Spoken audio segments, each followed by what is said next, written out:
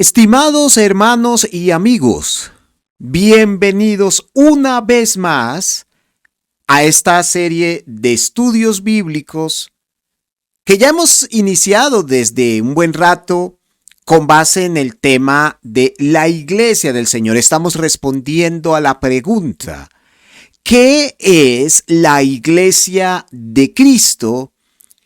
Y ya hemos observado, o estamos más bien analizando, cómo fueron los comienzos, cómo inició, cuándo se dio origen a la Iglesia de nuestro Señor. Por eso el texto base de análisis durante todas estas lecciones ha sido Hechos de los Apóstoles, capítulo número 2. En Juan capítulo 5, versículo 29, nuestro Señor Jesucristo manifestaba lo siguiente: escudriñad las Escrituras, porque a vosotros os parece que en ellas tenéis la vida eterna. Y aquí hay una frase que yo quiero resaltar. Lo quiero hacer porque es precisamente el tema que nos compete en esta mañana. Dice la parte final de ese versículo: ellas, hablando de las Escrituras, son las que dan testimonio de mí. ¿Qué significa esto, mis hermanos? Que a partir de el Antiguo Testamento o de las Sagradas Escrituras podemos dar testimonio o podemos confirmar la naturaleza de nuestro Señor Jesucristo. Pedro en Hechos de los Apóstoles capítulo 2 apeló a distintas formas o a distintas pruebas que evidenciaban la naturaleza divina de Jesús de Nazaret. En la lección anterior, nosotros pudimos observar cuál fue la primera de aquellas evidencias. Es decir, Pedro comenzó su discurso hablando de las poderosas obras de Jesús, las cuales manifiestan la naturaleza verdadera de él. El día de hoy nos vamos a enfocar en su segundo argumento, es decir, vamos a analizar cómo la muerte del Señor Jesucristo confirma de manera fehaciente, es decir, de forma segura, sin duda alguna, que Jesús es el Señor. Entonces, continuando la lectura en Hechos capítulo 2, versículos 22 al 23, Lucas, en relación con el discurso del apóstol Pedro, manifiesta lo siguiente: varones israelitas, oíd estas palabras. Jesús Nazareno, varón aprobado por Dios entre vosotros con las maravillas, prodigios y señales que hizo entre vosotros por medio de él, como vosotros mismos sabéis. Este texto 22 fue el que estuvimos estudiando hace una semana.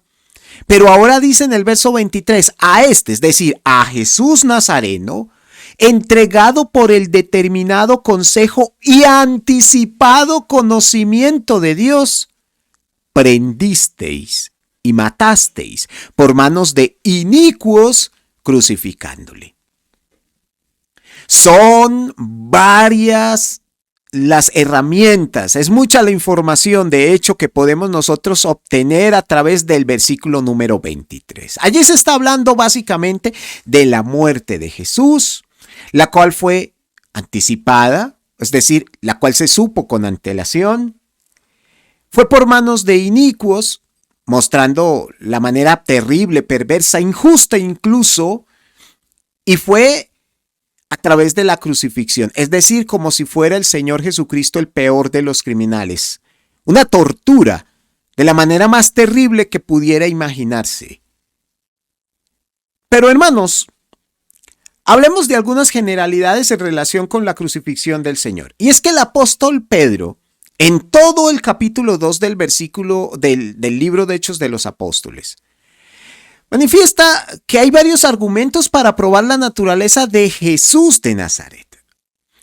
Hay varios argumentos en Hechos 2, como les digo, pero hay otros que no se encuentran allí. Si nosotros quisiéramos probar la naturaleza de Jesús de Nazaret, sin lugar a dudas pudiéramos apelar a su nacimiento virginal, al hecho de que Jesús, por ejemplo, perteneció a la tribu de David, a su actitud tan santa, su enseñanza profunda. En otras palabras, hay muchas formas, hay varias maneras por medio de las cuales podemos corroborar que Jesús era el Hijo de Dios, Jesús de Nazaret específicamente. Sin embargo, esos 3 o 4 argumentos que nosotros obtenemos a partir de Hechos de los Apóstoles capítulo 2 son más que suficientes como para llegar a confirmar la divinidad de Jesús el Cristo. Entonces, si hay algo que destaque el evangelismo, es la necesidad de presentar a Jesús como Señor, como Salvador, como el Mesías. Y eso es lo que Pedro precisamente está haciendo en Hechos de los Apóstoles capítulo 2. A partir de allí surge el segundo de los argumentos del cual hemos estado hablando y que enfatiza la lección de esta mañana. La muerte de nuestro Señor Jesucristo. Ese es el segundo de los argumentos al que apela Pedro para confirmar, para corroborar, para probar la existencia del Jesús histórico como Hijo de Dios, pues es una prueba tangible, evidente de su misma naturaleza. La muerte de nuestro Señor puede verse desde varios contextos, puede verse desde distintos factores, pero hay 3 que poderosamente llaman mi atención. En primer lugar, hermanos, quiero que hablemos desde su contexto profético, porque dice el apóstol Pedro, allá en Hechos de los Apóstoles capítulo 2, que fue con el anticipado conocimiento de Dios. Dios había ya, digámoslo, profetizado, pronosticado que Jesús moriría de una manera terrible. Pero también se puede ver desde el contexto jurídico, desde el contexto judicial. Estaremos profundizando en esto un poquito más adelante y finalmente desde el alcance espiritual que sin lugar a dudas posee para todos nosotros, para todo ser humano incluso, el hecho de que Jesús haya muerto en una cruz. Entonces comencemos con la crucifixión desde el contexto profético, desde su anticipada revelación a través de todas las escrituras. Digamos en primer lugar que existen muchísimas profecías a través de todo el Antiguo Testamento que hablaron con enorme anticipación y con una gran exactitud acerca de la muerte de Jesús. No sabemos con certeza clara cuántas profecías hablan acerca de Jesús. Algunos comentaristas se han tomado la molestia de contarlas. Creen o se piensa que hay más de 300 profecías en el Antiguo Testamento que hablan en relación de Jesús. Pero hablando específicamente de la muerte de nuestro Señor Jesucristo, ciertamente vemos varias. Una de ellas se encuentra en Salmos capítulo 22, versículos 16 al 18. Allí el salmista, sin lugar a dudas inspirado por el Espíritu Santo, manifestaba lo siguiente: porque perros me han rodeado. Me ha acercado una cuadrilla de malignos. Horadaron mis manos y mis pies. Contar puedo todos mis huesos, entre tanto, ellos me miran y me observan. Repartieron entre sí mis vestidos y sobre mi ropa echaron suertes. Esta sin duda alguna es una profecía con una anticipación bastante enorme. Este Salmo 22 fue escrito aproximadamente entre 900 y 1000 años antes de Cristo y habla con enorme exactitud en relación a los padecimientos de nuestro Señor Jesucristo muchísimo tiempo después. Pero además de ser bastante antigua, es una profecía que sin lugar a dudas es bastante específica, muy puntual en lo que manifiesta. Sin lugar a dudas, esto que anticipadamente fue manifestado sucedió en su momento en carne viva en la persona de Jesús. Otra de estas profecías la hallamos en Isaías, el profeta mesiánico, como lo llaman algunos. Isaías 56 dice, di mi cuerpo a los heridores y mis mejillas a los que me mesaban la barba. No escondí mi rostro de injurias y disputos. Si usted se pregunta qué significa la frase me mesaban la barba, le aclaro, la palabra mesar o el verbo mesar tiene que ver, es una forma como los hebreos hablaban en relación a arrancar la barba. Jesús fue completamente desfigurado, fue escupido, fue injuriado, fue tratado, como les dije anteriormente, como el más vil, el peor de los criminales. Algo sumamente injusto, ¿verdad? Puesto que Jesús nunca cometió pecado y mucho menos acción alguna como para ser castigado de tal forma. Y también Isaías, un poco más adelante, en el capítulo 53, todo el capítulo 53 sin duda alguna es tan diciente en relación con el sacrificio de nuestro Señor, pero yo quiero resaltar entre tantos versículos, el número 3 nos dice, despreciado y desechado entre los hombres, varón de dolores, experimentado en quebrantos, y como que escondimos de él su rostro, fue menospreciado y no lo estimamos. Hermanos y amigos oyentes, quienes ven esta presentación, miren, hay muchísimas profecías relacionadas con la muerte de nuestro Señor Jesucristo en la cruz del Calvario.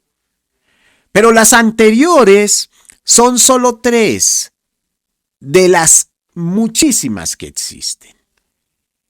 En ellas podemos observar que la muerte de nuestro Señor Jesucristo había sido anunciada con anticipación, en primer lugar, de hecho con una enorme anticipación, pero también con una tremenda especificidad, es decir, con una realidad pasmosa, y sin lugar a dudas, eso confirma, eso prueba que sin lugar a dudas, la muerte de Jesús evidencia la naturaleza del mismo. Ahora bien, también esto puede verse desde la justicia divina. Y cuando hablamos de la justicia divina, necesariamente estamos refiriéndonos al precio demandado por el Padre Celestial por causa del pecado de los hombres. En Juan capítulo 11 y entre los versos 49 al 53 dice la palabra, entonces Caifás, uno de ellos, sumo sacerdote aquel año, les dijo, vosotros no sabéis nada, ni pensáis que nos conviene que un hombre muera por el pueblo y no que toda la nación padezca. Esto es sumamente interesante. Fíjense lo que dice el verso 51. Esto no lo dijo por sí mismo, sino que como era el sumo sacerdote aquel año, profetizó que Jesús habría de morir por la nación. Y no solamente por la nación, sino también para congregar en uno a los hijos de Dios que estaban dispersos. Así que, desde aquel día, acordaron matarle. Sin saberlo, sin ser su discípulo, Dios usó a la persona de Caifás, uno de los mayores contradictores de Jesús, como instrumento para hablar en relación a la naturaleza, a la obra de Jesús. Como lo dice el versículo número 50, o más bien, sí, en el versículo número 50, Jesús murió por su pueblo. Pero además, añade el verso número 52, por todos nosotros, por todos los hijos de Dios. A esto se añade lo que dice Hebreos 9:22, que sin derramamiento de sangre no se hace remisión. Es importante entonces que entendamos que Jesús muere por nosotros para pagar el enorme precio de nuestros pecados. Dios demandaba la sangre del pecador Y por eso, como lo dice Levítico capítulo 11, la dio para remisión. Así entonces, la sangre de Jesucristo lava nuestros pecados. La sangre de Jesucristo celebra un nuevo pacto, establece una nueva era espiritual. Gálatas 2:20 manifiesta también, con Cristo el apóstol Pablo decía, estoy juntamente crucificado y ya no vivo yo, mas vive Cristo en mí, y lo que ahora vivo en la carne lo vivo en la fe del Hijo de Dios, el cual me amó. Y observe lo siguiente, se entregó a sí mismo por mí. Y no solamente por Pablo, sino también por todos nosotros. Así entonces, mis hermanos y hermanas, mis amigos oyentes, Cristo en la cruz del Calvario es el reflejo de la justicia de Dios. La muerte tan terrible que padeció nuestro Señor Jesucristo evidencia el costo enorme del pecado en la vida del ser humano. Jesús, como Cordero de Dios, fue el único que pudo suplir esa justicia demandada por Dios mismo por causa de nuestros pecados. Jesús es nuestro sustituto, es nuestro redentor, es el Mesías tan anhelado por el pueblo de Dios que dicho pueblo también finalmente rechazó y después o más adelante algunos de ellos recibieron. Finalmente, el sacrificio de nuestro Señor Jesucristo debería verse por sus enormes alcances espirituales. La palabra de Dios nos dice en 1 Juan 2:2, Él es la propiciación por nuestros pecados, y no solamente por los nuestros, sino también por los de todo el mundo. Que seamos propiciados implica que seamos liberados, que seamos justificados, que seamos restaurados desde el contexto espiritual. En 1 Timoteo, el apóstol Pablo escribe en el capítulo 2 y entre los versos 5 al 6. Porque hay un solo Dios y un solo mediador entre Dios y los hombres, Jesucristo hombre, el cual se dio a sí mismo en rescate por todos. El sacrificio de Cristo tuvo una razón fundamental y es el darnos libertad y es el podernos restaurar a la comunión del Padre Celestial. El apóstol Pedro en su primera epístola, en el capítulo 2 y en el verso 24 manifiesta, quien, hablando de Jesús, llevó él mismo nuestros pecados en su cuerpo sobre el madero, para que nosotros, estando muertos a los pecados, vivamos a la justicia, por cuya herida fuimos o fuisteis sanados. Sin lugar a dudas, Jesús no solamente muere para pagar el enorme precio exigido por el Padre Celestial, sino que muere por nosotros para restaurar esa comunión perdida por causa del pecado cometido para con el mismo Padre.